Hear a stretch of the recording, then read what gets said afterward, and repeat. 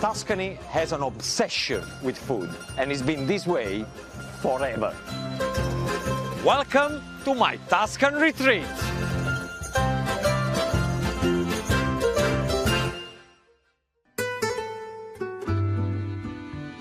Between Florence and Siena lies San Gimignano, the town of fine towers.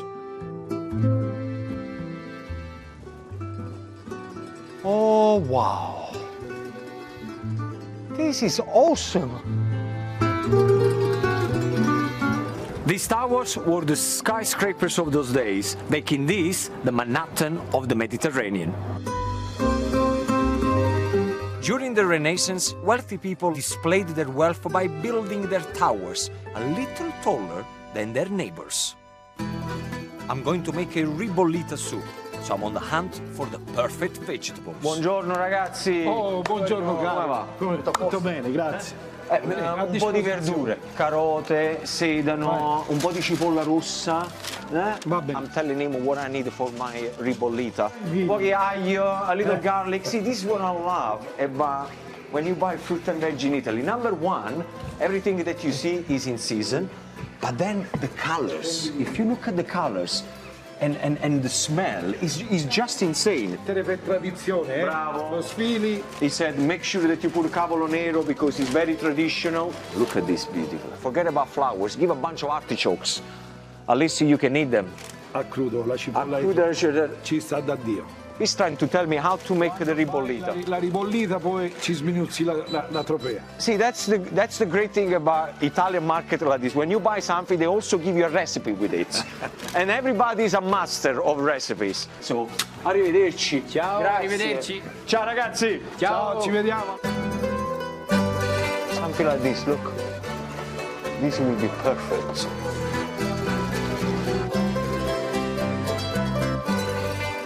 I got my vegetable, I got my bread, ready to make a ribollita.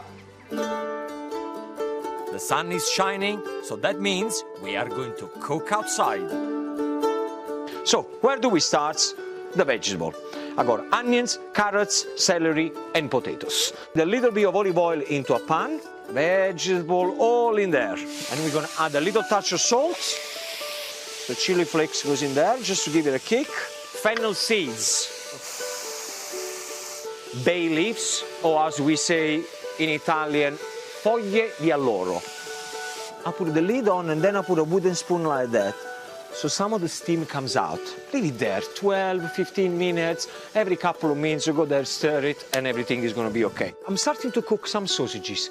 Proper Italian fat sausages. The garlic goes in it. Not too much. Now the next step of the ribollita is the bread. We need to soak stale bread into stock. And I'll just take all the crunchy bits. Now this soup here is also used when they do the L'Eroica bike race here in Tuscany. They stop every couple of hours, they have a ribollita to get the energy and go for it. Now, in the vegetables, we're gonna add fresh tomatoes, straight in, tinned plum tomatoes. Add the remaining stock. Voilà. Start to mix everything together. Now we're gonna add the pieces of bread. Properly Italian or French, if you really have to, breads. Now, kale or cavolo nero, straight on top. I got some beautiful cannellini beans, already cooked, and let it simmer away for about half an hour. Every now and then, stir everything together. That's it.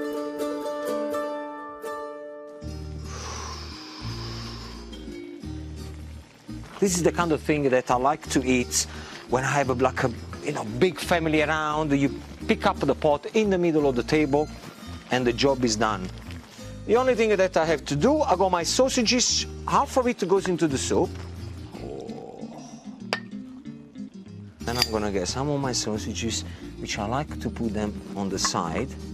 I'm gonna shave a little bit of cheese. Let me try. This is how you make a ribollita. Buon appetito.